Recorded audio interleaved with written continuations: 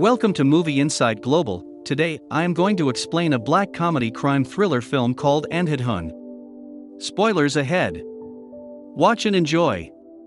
In the opening scene, a farmer is seen hunting a pesky hare in the countryside. The hare runs to a milestone on the highway. As the farmer takes aim at it, the scene cuts abruptly when a gunshot is heard. Then we're introduced to the protagonist of the film, Akash, a blind pianist living alone in Pune. He's troubled by a neighborhood kid who for some reason believes that Akash is faking being blind. One morning, the kid sets a trap to trick him to confirm his suspicion, but Akash falls right into the trap, proving his blindness. Following the eventful start of the morning, Akash goes to a music shop where he reveals that he is soon moving to London to continue pursuing a career in music. Somewhere else in Pune, the former movie superstar, Pramod Sinha, comes home to his second wife, Simi. They are a happily married couple, although their marriage was highly hated by the fans who believe the age difference between the two is outrageous. Many reports say that Simi married Pramod for money and fame, but the former actor doesn't seem to care. He has a daughter, Dani, from his previous marriage, who visits the couple often. One day, while returning home from work, Akash is hit by a girl named Sophie in a scooter. She helps him up and treats him to lunch as an apology. On finding out that he's a pianist, she instantly hires him to entertain the customers at her father's restaurant. When Akash is home alone at night, he takes off his foggy eye lenses and reveals that he's been faking being blind. Being visionless makes his artistic senses flow, which is why he lives alone and is making a career out of a lie. The following day, he goes to work and impresses everyone with his skill. The actor Pramod is also at the restaurant. He compliments the blind pianist and encourages him to keep pursuing music. A few weeks into singing at the restaurant, Pramod invites Akash to his home for a private concert for his third wedding anniversary. At home, he lies to Simi, claiming that he has to go to another city tomorrow. In actuality, he wants to come home at midday and surprise her with Akash. In the evening, Akash and Sophie are stuck at his home because of the rain. They change into dry clothes and start talking about their life. Suddenly, things get heated and they end up making love. In the following scene, Akash goes to Pramod's apartment and is received by Simi. Initially, she asks him to go away, even when he insists that he was called by her husband, but then a neighbor sees them arguing, so Simi invites Akash inside. To avoid any drama, he's made to play the piano after Simi claims that her husband will be home in a few minutes. As Akash plays a melody, his eyes land upon a pool of blood and Pramod's dead body lying over it. He's shocked, but pretends to not see anything. To calm himself down, he asks to be taken to the bathroom. On his way, he gets a full view of the dead body and shudders. Inside the bathroom is a stranger who stands in a corner while Akash pees. He acts calm and returns to the piano after doing his business. It's clear that the stranger and Simi are having an affair and killed Pramod after being caught red-handed. While Akash continues playing, Simi and the stranger clean up the bloodied mess on the floor and pack up Pramod's dead body in a suitcase. After that, Simi pretends to let someone in the house and plays one of Pramod's voice recordings to make Akash believe her husband is home. Akash plays along and sees the stranger leave with Pramod's body.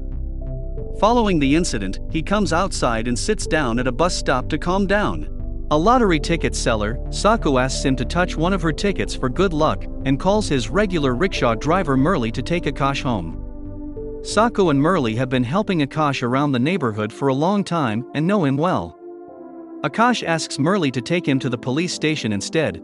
Just when he's about to tell a cop about the murder, the head police inspector Manohar arrives. To Akash's utter surprise, he is the same guy who helped Simi dispose of her husband's dead body. Akash pretends to be complaining about someone killing his pet cat, but Manohar catches on to his lie. He asks to be taken to Akash's house to investigate the cat's murder case. On their way, they meet Manohar's short-tempered wife Rasika, who he's terrified of. If she finds out about him and Simi, she will surely shoot him dead. Hence, he makes up an excuse before going to Akash's home. At home, he makes sure that Akash is blind by throwing a knife at him. Fortunately for Akash, he doesn't flinch and manages to convince the inspector.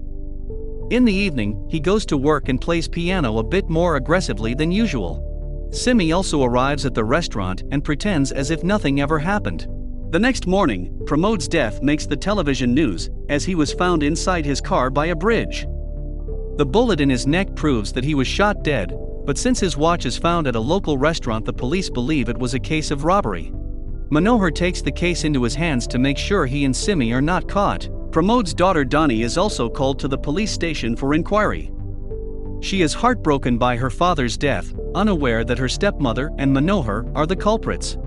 They are joined by Akash, who doesn't tell the police about the murder, scared of being killed. At Pramod's funeral, the neighbor Mrs. Dissa tells a police officer about a third person that was present at the house at the time of death. The officer asks Simi, but she dismisses the conversation. Dani approaches Akash at the funeral wanting to learn her father's favorite song on the piano. Akash promises to come to her apartment to start the lesson. The following day, Simi tricks Mrs. Dissa to step outside her apartment and pushes her off the balcony. Coincidentally, Akash arrives at the right time to witness the murder, but yet again has to keep quiet. After the piano session, he rushes home and calls Sophie to come over. He plans to tell her everything about the blindness and the murders. At the same time, the neighborhood kid is shooting a video of Akash to prove that he's not blind. Suddenly, Simi arrives at his home with sweets from Pramod's funeral. Akash still pretends to not know anything and welcomes her in. As he makes coffee for both of them, she sits behind him with a ghost face mask, hoping to startle him and catch him in the act, but Akash manages to keep himself calm. Next, she mixes something in his coffee and urges him to drink it. Akash accidentally drops it, which confirms that he's just pretending to be blind. Simi loses her temper and points a gun at him. It makes Akash cut the act and admit to his lies. He also promises to never tell anyone about what he saw and flee to London in a month. Simi reveals that the gun is fake, but she had drugged the sweet that he ate earlier. Because of it, he falls unconscious. A while later, Sophie arrives at the house and is received by the kid from earlier. He shows her the video of Akash working efficiently without his glasses. She furiously knocks on the door only to be received by a naked Simi. Simi pretends to have made love with Akash because he sympathized with her about her husband's death. Because of the drug, he is unconscious on the bed, so Sophie believes Simi's story and storms off. At night, Akash wakes up with foggy eyes and realizes that he has actually been blinded by Simi. She wanted to paint him as a liar if he were ever to reveal the truth, hence she drugged him with something that destroyed his cornea. After confirming that he has actually gone blind, she leaves. Following that, he calls Sophie, who refuses to listen to anything he has to say. Somewhere else, Manohar is furious at Simi because he thinks she should have killed Akash instead of just blinding him. When Simi lashes out at him, he takes it upon himself to finish the job. At night, he barges into Akash's home and tries to strangle him to death, but fortunately for Akash, he manages to injure the inspector and run away. After wandering around the entire night, he wakes up in the hospital. Dr. Swami informs him that he was found by the lottery ticket seller Sako and the rickshaw driver Murli on the road, hence they brought him to the hospital. Akash thanks them and asks to meet an optometrist for his eyes. Dr. Swami promises to call his optometrist friend for him by the end of the day. Strangely enough, the doctor claims to be giving him a tetanus shot, but draws his blood instead. It's later revealed that the doctor, Murli, and Sako are being paid 2 lakhs each for a pair of kidneys. Since Akash has no immediate family members or friends, they plan to kill him and sell his kidneys. When it gets dark, they put him on a hospital bed pretending to take a body scan, but he happens to hear the word surgery and panics. As they hold him down, he realizes he's in huge trouble. With his last breath before passing out, he claims to know that Sako has a Lord Shiva tattoo on her arm. They realize he's telling the truth and postpone the plan to find out if he can actually see. The following morning, Akash wakes up and is bluntly told that the group was about to kill him. To save his life, Akash claims to have 1 million rupees that he's willing to share if they help him execute a plan. The money-hungry group agrees to take part. He tells them everything about Manohar and Simi, and how they killed her husband, but lies that the couple has $1 million that they stole after his death. The group decides to blackmail Manohar into giving them the money. Later, when Simi returns home from work, she's surprised to see Akash playing piano with her stepdaughter. She had thought that after escaping, he would flee to another city, but is stunned to discover him at her home. She offers him a ride and informs Manohar of his presence. The couple plans to bring him to a secluded place and kill him once and for all. To Akash, nothing is more important than his eyesight. He has been told that with 10 lakh rupees, he can get a cornea transplant. He asks her for some money in turn for keeping his mouth shut about the murder. Suddenly their car is stopped by Murli's rickshaw blocking the way. Akash takes the opportunity to knock Simi out with a drug, and the group kidnaps her to a hideout. As the next part of the plan, they call Manohar's wife Rasika and tell her about his affair with Simi. They blackmail her to provide them with $1 million by tomorrow, or else they will sell the news to a media company. Rasika goes ballistic on her husband after the truth comes out. She fires at him and only stops when he gets a call from a fellow officer. It turns out that Simi's car was found by a bridge with her shoes and wallet, so the police have assumed that she jumped off it to end her life. Rasika still wants to save her husband and plans a way to settle the situation. In the hideout, the group threatens Simi and draws her blood to intimidate her.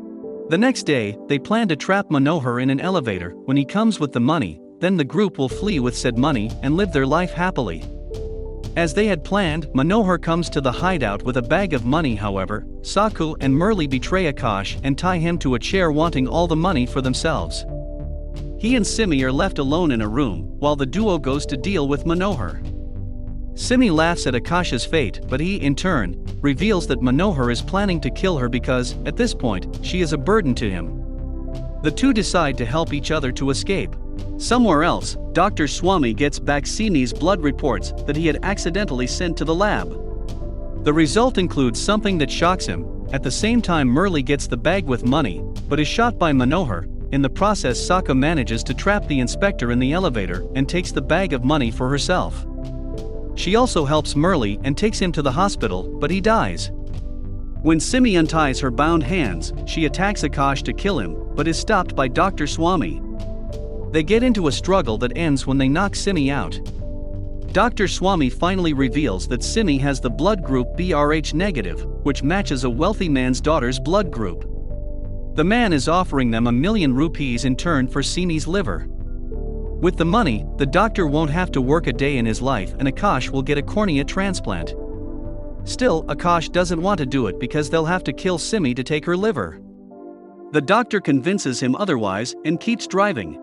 It is now 2 years later. Sophie is on vacation somewhere in Europe. When she comes across a poster of Akash, she enters a restaurant and finds him playing piano as usual. When confronted, Akash reveals what happened that day after the doctor said he would kill Simi for her liver. It turns out that she had managed to kill the doctor from the trunk of the car and was about to run over Akash, but the hair that was shot at the beginning of the movie slammed into the windshield and caused her car to fly off the road. She died in the accident, and Akash came to London with the help of a friend.